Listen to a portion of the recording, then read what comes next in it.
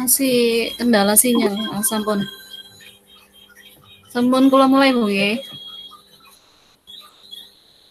Assalamualaikum warahmatullahi wabarakatuh. Waalaikumsalam warahmatullahi wabarakatuh.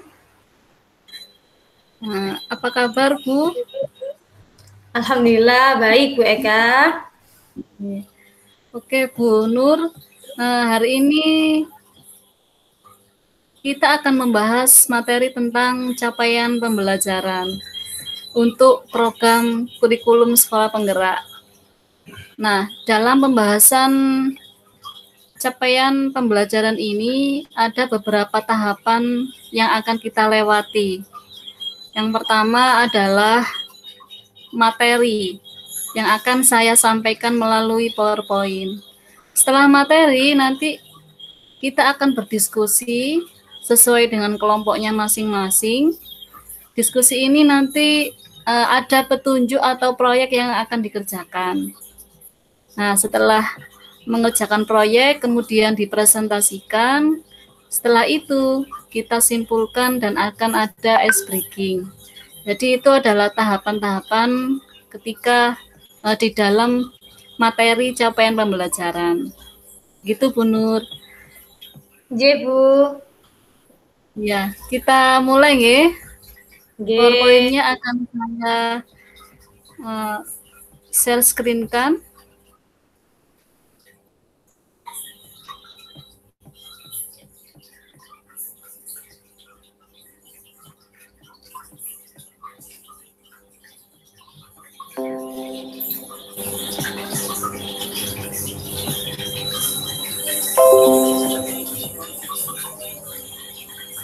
Sudah muncul Bu?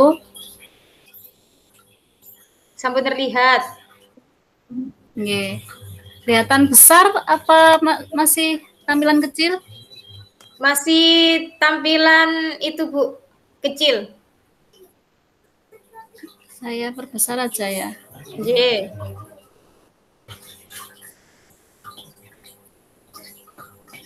Sampun. Nggih.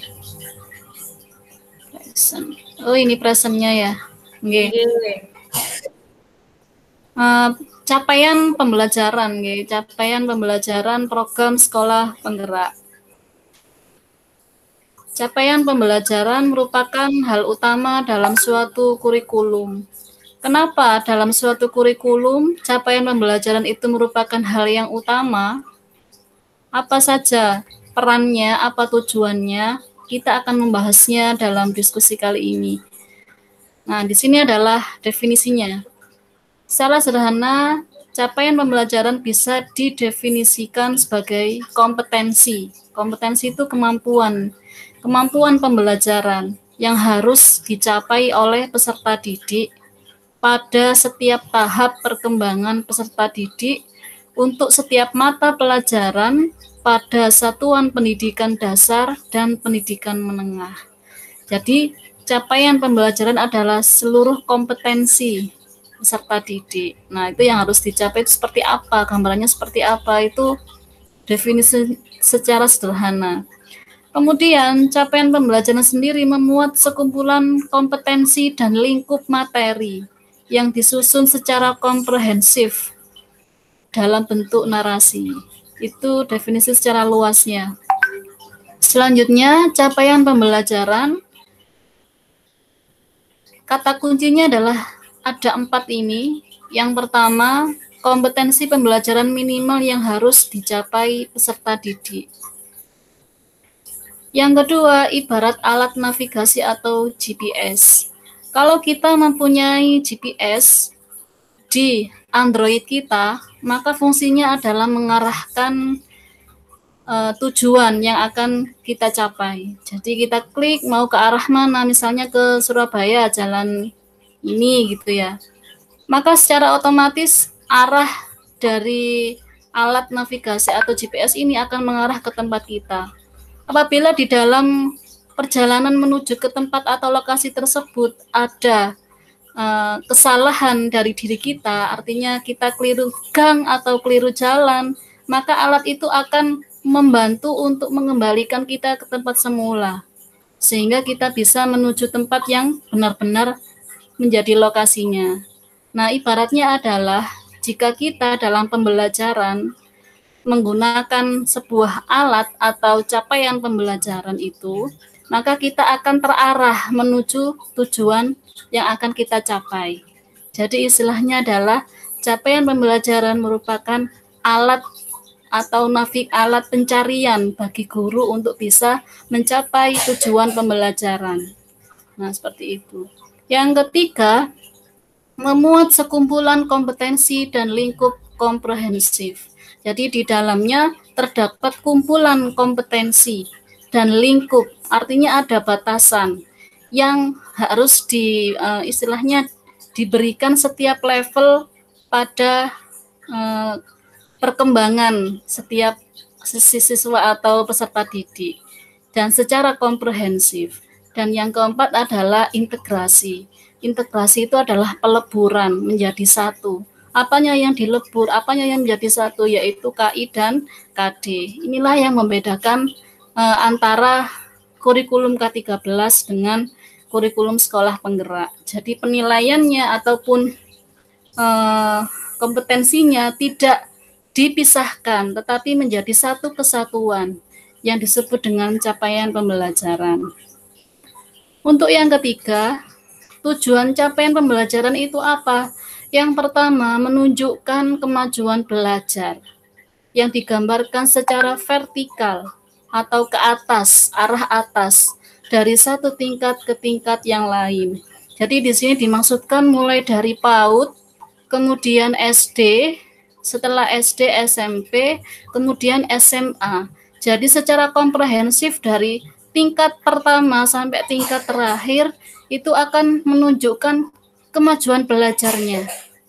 Penggambarannya seperti itu, dari satu tingkat ke tingkat yang lain.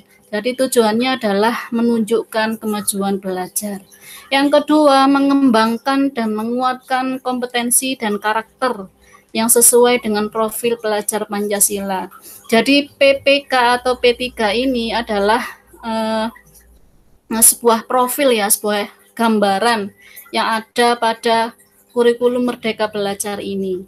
Tujuannya capaian pembelajaran mengembangkan, menguatkan sesuai dengan karakter profil pelajar Pancasila yang ada 6 tersebut. Selanjutnya, prinsip capaian pembelajaran yang pertama adalah harus terukur dan spesifik. Capaian pembelajaran itu ditulis berdasarkan taksonomi Bloom. Apa ya taksonomi Bloom itu? Yaitu sebelum memahami konsepnya, ingatlah dengan baik. Sebelum paham, kita harus ingat. Berarti kita baca dulu, kemudian mengingat-ingat, baru kemudian memahami. Nah, setelah paham, pahami sebelum Anda menerapkannya. Setelah paham, berarti harus diterapkan. Jadi menerapkannya harus paham dulu. Dan yang terakhir adalah menganalisis prosesnya sebelum Anda mengevaluasinya. Jadi setelah menerapkan, lakukan analisis, baru kemudian mengevaluasi. Tidak langsung mengevaluasi, karena evaluasi nanti akan ada kelanjutannya untuk menjadi sebuah pembelajaran yang lebih baik lagi. Itulah taksonomi Bloom yang menjadi rujukan ya dari capaian pembelajaran ini. Jadi capaian pembelajaran harus terukur dan spesifik, artinya sudah tertentu. Ya, sudah terukur, sudah tertentu. Nah, kemudian aspek penerapan terukur dan spesifik itu harus memperhatikan 3 hal, yaitu pemahaman dan pengetahuan, praktis dan generik. Jadi ada kata-kata yang di awal menggambarkan atau narasi paragraf dari capaian pembelajaran itu menggambarkan sebuah kompetensi yang terukur dan spesifik. Yang ada 3 muatan ini, generik, praktis, dan pemahaman. Siswa memahami, siswa menganalisis, siswa menunjukkan. Nah, itu adalah kata-kata yang ada hubungannya dengan taksonomi Bloom. Selanjutnya, yang kedua, fleksibel prinsipnya, yaitu sesuai proses dan tahap belajar siswa. Orientasi belajar adalah memahami dan menguasai, bukan sekedar tahu, karena siswa memerlukan waktu dan tahapannya. Jadi kalau seorang guru mau ngajar, janganlah mengajar supaya siswa tahu, supaya siswa apa ya, sekedar tahu gitu aja, sekedar hafal gitu aja, tapi orientasi yang sebenarnya adalah harus bisa memahami dan menguasai. Nah, untuk pemahaman dan penguasaan tentu memerlukan waktu dan tahapan. Makanya capaian pembelajaran itu harus fleksibel sesuai proses dan tahap belajar siswa. Nah, ini selanjutnya adalah format rumusan capaian pembelajaran. Di sini ada beberapa hal ya. Yang pertama, bentuk penulisannya harus ditulis dalam bentuk paragraf. Yang kedua, integrasi pengetahuan, keterampilan, dan sikap. Capaian pembelajaran merupakan hasil peleburan KIKD menjadi satu kesatuan penjabaran kemampuan yang diharapkan dikuasai anak hingga akhir pembelajaran. Jadi itu. Yang ketiga, fase dalam perumasan capaian pembelajaran. Jadi nanti dalam capaian pembelajaran itu ada yang namanya fase. Mengapa menggunakan kata fase? Untuk membedakan dengan tingkat kelas, kaitannya teaching at the right level. Jadi guru itu harus mengajar sesuai dengan tingkat pemahaman atau kompetensi yang dimiliki siswa. Nah, ini penggunaannya adalah kata fase. Fase membedakan dengan kelas. Kayak kelas kan kelas 1, 2, 3, dan seterusnya. Kalau fase nanti ada sendiri. Dan yang terakhir, capaian pengembangan untuk PAUD. Beda dengan SD, SMP, SMA, kalau PAUD capaiannya bukan capaian pengembangan, pembelajaran, tapi menggunakan capaian perkembangan. Dan muatan dari PAUD adalah untuk perkembangan ya, bukan muatan pembelajaran. Jadi membedakan anak kelas 1, 2 dengan PAUD, karena muatannya berbeda. Nah, untuk selanjutnya dokumen capaian pembelajaran. Di dalam dokumen capaian pembelajaran itu nanti terdiri dari rasional mata pelajaran. Jadi mata pelajarannya apa saja? Kata-kata pendahuluannya bagaimana, nanti kita explore ke filenya ya. Yang kedua adalah karakteristik mata pelajaran. Kalau PAI berarti nanti ada fikih ya, akidah, akhlak, fikih, kemudian SKI, gitu, Al-Quran, hadis. Nah, itu karakteristiknya. Nanti akan dijelaskan definisi dari lima karakteristik tadi. Kemudian tujuan mata pelajaran dan capaian pembelajaran setiap fase. Langsung saja ini gambaran pembagian fasenya. Jadi fase A sampai F. A itu mulai dari kelas 1, 2, B 34, C 56, D kelas 7, 8, 9 SMP, E SMA kelas 10, F 11, 12. Jadi kalau misalnya ada seseorang siswa yang berada di dalam kelas 3 misalnya ya, tapi ternyata kemampuannya dari dari anak-anak sekelasnya itu tidak sama. Dia mempunyai keterbatasan. Nah, maka dia dibedakan dengan fasenya. Berarti dia itu termasuk fase yang A. Otomatis pembelajarannya dari gurunya akan mengarah ke fase yang A. Meskipun dia berada dalam kelas 3. Seperti itu nanti. Nah, ini adalah link pengunduhan dokumen capaian pembelajaran. Silakan Bu Nur untuk nanti ya, untuk mendownload di drive ini. Nah, nanti kita telisik ya, mana yang termasuk karakteristik mata pelajaran, mana yang termasuk fasenya dan kompetensinya di sini nanti. Nah, ini adalah ruang kolaborasinya. Sebelum kita ke diskusi, kita kembali ke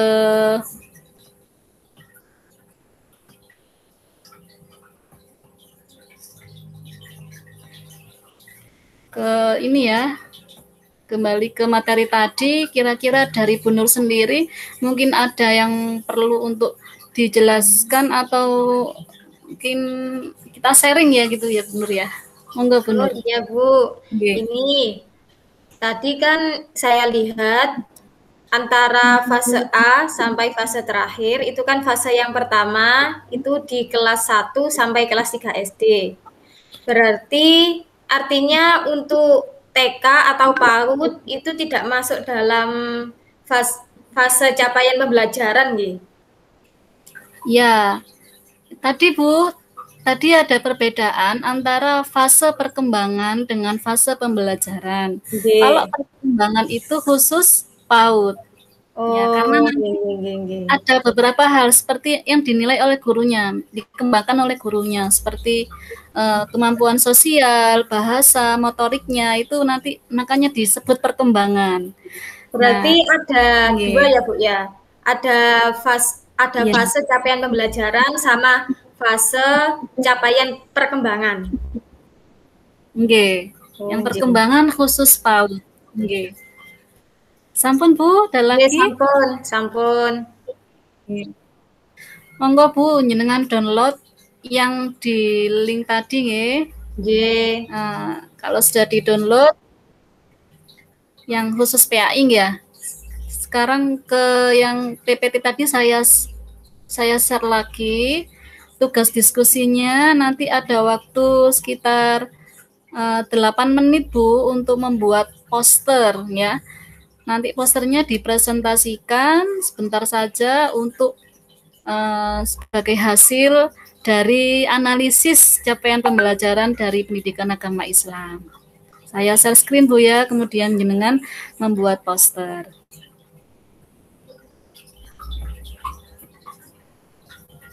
Siap.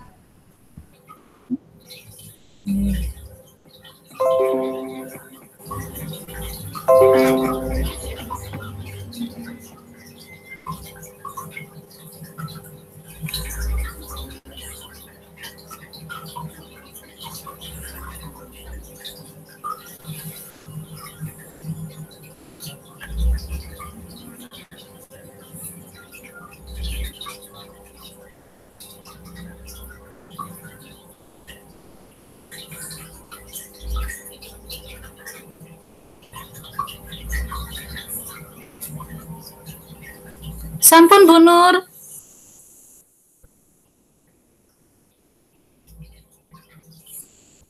Sampun.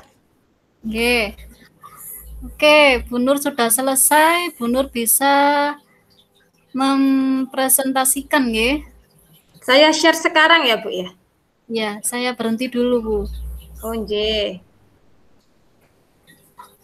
Mohon izin nge-share nggih Bu nggih? Nggih, silakan.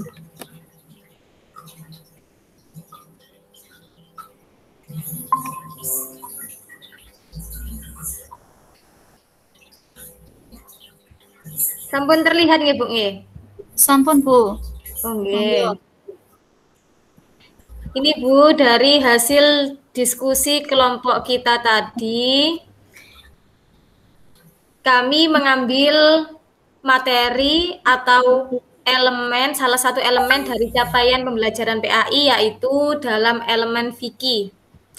Kemudian dari capaian pembelajaran elemen fikih ini kita sudah memetakan antara fase A sampai fase terakhir nggih. Dan untuk fase A ini sendiri dalam capaian pembelajarannya yaitu mampu menerapkan tata cara bersuci dan tata cara sholat fardu serta puasa dengan baik.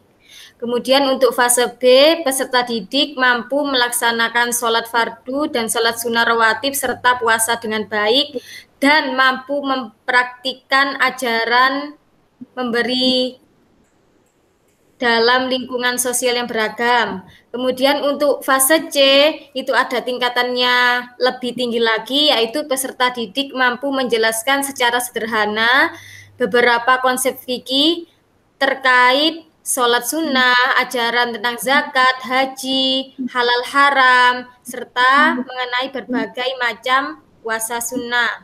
Kemudian untuk fase D, peserta didik ini mulai memahami internalisasi nilai-nilai dalam sujud dan ibadah sholat, serta di sini juga diajarkan untuk memahami konsep muamalah atau konsep dalam kemanusiawian kita, kemudian seperti riba, terus kemudian ada keruksohan dari masing-masing dari ibadah kita, kemudian serta mengenal beberapa mazhab fikih dan ketentuan mengenai ibadah kurban.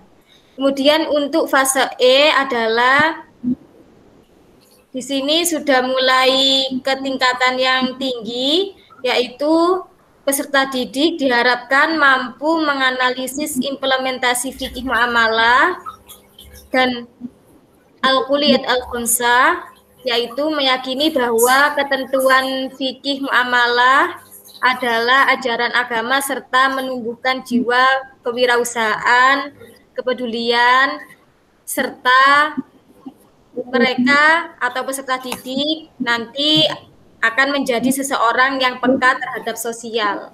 Kemudian untuk fase yang terakhir di sini, peserta didik diharapkan mampu untuk menganalisis ketentuan pelaksanaan khutbah, kemudian tabligh, dakwah, dan mereka bisa menjadi dai untuk di kalangan mereka sendiri terlebih dahulu. Kemudian mereka juga sudah dikenalkan tentang apa syarat-syarat dan ketentuan pernikahan dalam Islam. Kemudian mereka juga dikenalkan hukum-hukum mawaris atau hukum hak waris.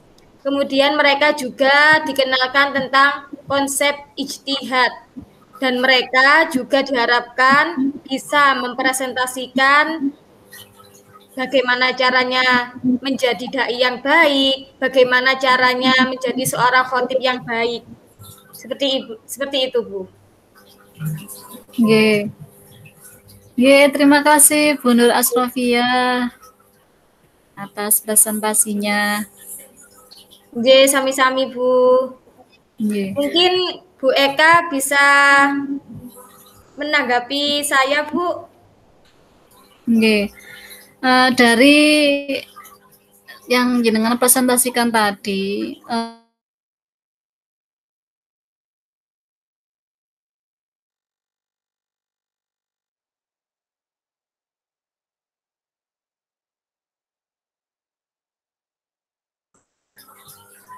halo? Jaringan terganggu ya, Bu ya? Terputus jaringan, Bu? Nggih. Barusan kayaknya jaringannya agak nyendat-nyendat ngoten. Nggih. Saya ulangi, Bu ya. Nggih, Bu. Nggih. Mungkin Bu Nur bisa menjelaskan atau menganalisis nggih kata-kata kompetensi yang digunakan terkait taksonomi Bloom tadi di setiap fasenya. Kan tadi ada ya murid bisa menjelaskan, kemudian monggo Bu Nur. Untuk ini saya share lagi atau gimana ya, Bu ya? Ya, boleh Bu, boleh. Silakan di-share lagi.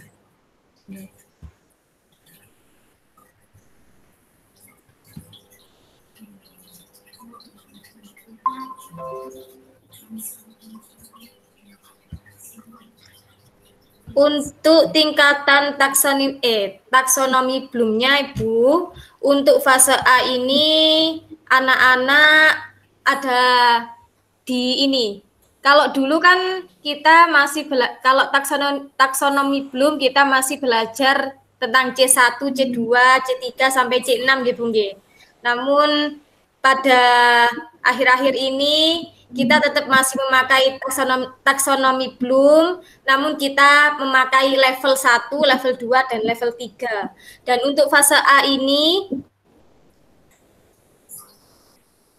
dari analisis saya, fase A ini siswa itu mampu menerapkan tata cara bersuci dan tata cara sholat fardu serta puasa dengan baik ini sudah masuk dalam ini, Bu, dalam level kedua atau C3.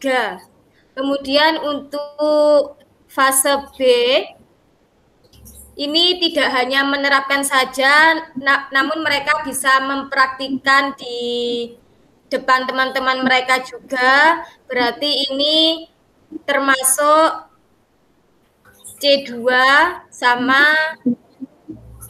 insya Allah C3 ya, maaf, C3 sama C4 Bu. Kemudian untuk fase C ini di sini lebih diarahkan ke konsep-konsep, berarti kita di sini dituntut dalam C2 atau dalam kategori L1. Kemudian untuk fase D, kita juga masih dituntut dalam pengertian atau teori-teori, karena teori di sini juga lebih tinggi daripada fase A, B, C. Jadi di sini dalam tahapan C2 atau L1, level 1. Kemudian untuk fase fase E dulu. Untuk fase E ini peserta didik sudah mampu menganalisis. Yang artinya mampu menganalisis ini adalah dalam tingkatannya adalah C5, yang berarti level tinggi yaitu L3. Sebagaimana dengan fase F juga siswa dituntut untuk menganalisis juga dan dituntut untuk memahami juga. Karena itu dalam fase F ini siswa itu disuruh memahami secara keseluruhan, dan fase F ini sudah terkategori L3, ada L1-nya dan ada L3-nya. Kemudian juga ada L2. Jadi dalam fase F ini sudah mencangkup secara keseluruhan. Ada L1, L2 sama L3. Kenapa?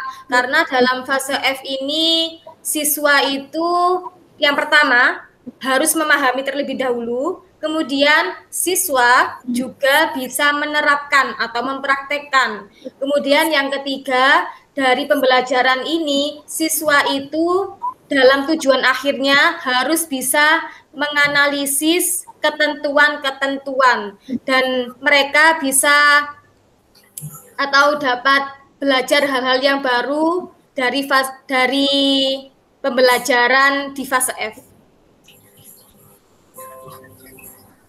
Sangat bagus sekali Bu Nur. Terima kasih Bu. Nggih. Bu Nur sudah menguasai nggih taksonomi belum itu ya? Enggak juga Bu.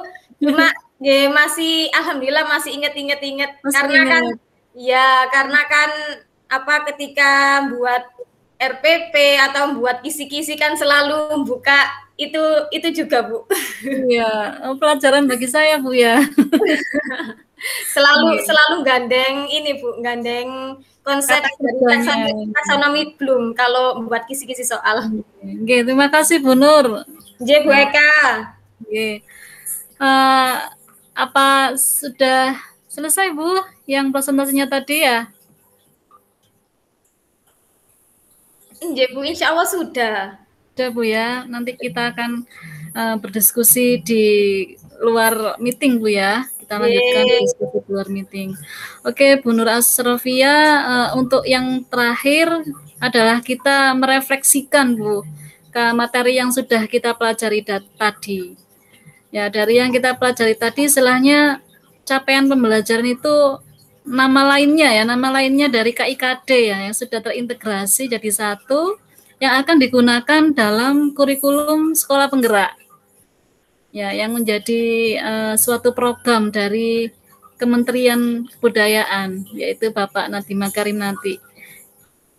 Ya, episode yang ke-7 kalau nggak salah ya, sekolah penggerak ini. Jadi ini merupakan beberapa kebijakan dari mulai yang pertama hingga yang ke-13 yang tujuannya hanya untuk satu, yaitu Merdeka Belajar. Nah, semoga pembelajaran kita pada saat ini, yaitu capaian pembelajaran, bisa menjadi tambahan pengetahuan Bu Nggih, untuk melengkapi pengetahuan kita selanjutnya dari kurikulum sekolah penggerak tersebut, sehingga menjadi suatu kesatuan yang komprehensif, yang universal gitu Bu. Itu tadi yang bisa kita refleksikan. Kemudian untuk selanjutnya adalah ice breaking Bu Nur, biar tidak jenuh ya. Ice breakingnya saya sudah menyiapkannya Bu Nur untuk nyenengan. Apa, Bu? Aduh, takut saya. Aduh, seperti kejutan ya. Nggih. Nggih. Dapat hadiah dari Bu Eka. Dapat hadiah ini. Oke, ini ada 3 pertanyaan, Bu. Iya, Bu. Tebakan aja. Kalau ini ala-ala Indonesia ini tebakannya. Yang pertama, Bu, kuisnya. Nggih. Apa bedanya manusia dan semut? Apa ya, Bu ya? Kalau semut kakinya banyak, kalau manusia kakinya cuma 2. Gitu, Bu ya. Apa, Bu? Jawabannya, manusia itu bisa kesemutan. Tapi kalau semut nggak bisa kemanusiaan. Sama seperti saya sekarang, Bu. Apa sedang kesemutan? Sama saya juga. Oke, ganti posisi, Bu, biar nggak Iya, iya, Bu kesemutan. ya. Oke, yang kedua, Bu ya. Nggih. Ini saya nggak bisa hafal, Bu, makanya bawa kerpean ini. Bahasa Inggrisnya nasi itu rice. Betul, Bu ya? Iya, betul. Oke. Bahasa Inggrisnya panjang itu long. Ya. Ya. Nah, kalau nasi panjang itu bahasa Inggrisnya apa?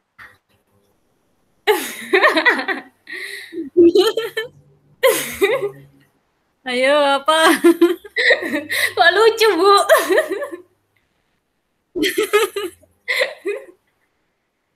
Bisa nggak, Bu? Itu nanti jadi itu. Apa? Ya, saya kasih clue ya. Itu adalah Ya, ya, sebuah ya, ya. makanan, Bu. Ya, ya, ya, ya, ya. Ya, apa? Apa kira-kira? Nasi panjang. Apa, Bu? Nasi itu rice, panjang itu long. Nah, kalau nasi panjang, lon? Resoles. Oh, lontong, ya Allah. Iya. Walah. Oke, yang ketiga, Bu ya. Jadi awalnya bahasa Inggris jadi bahasa Jawa ini. Yang ketiga, kenapa di dalam bajai nggak ada nyamuk? Karena banyak asapnya, Bu. Salah. Kalau iya. Tapi salah, Bu. Itu ya secara ya. Ayo, coba lagi. Aduh, Bu, saya nyerah aja deh, Bu. Tidak bisa berpikir panjang. Karena nyamuknya cuma takut sama 3 roda. Iya. Betul. Bajainya rodanya 3. Betul. Sudah agak nggak bosan ya, nggak ngantuk lagi ya istilahnya ya. Semangat. Oke. Oke, Bu Nur, itu saja materi kita saat ini. Semoga bisa bermanfaat ya untuk kedepannya. Amin. Oke, Bu Nur. Sekian dari saya. Kita akhiri dulu perjumpaan kita hari ini, Bu Nur ya. Oke. Apabila ada salah, saya mohon maaf yang sebesar-besarnya. Oke? Oke. Sampai bertemu kembali, Bu Nur. Ya, Bu Eka. Saya akhiri. Wassalamualaikum warahmatullahi wabarakatuh. Waalaikumsalam warahmatullahi wabarakatuh.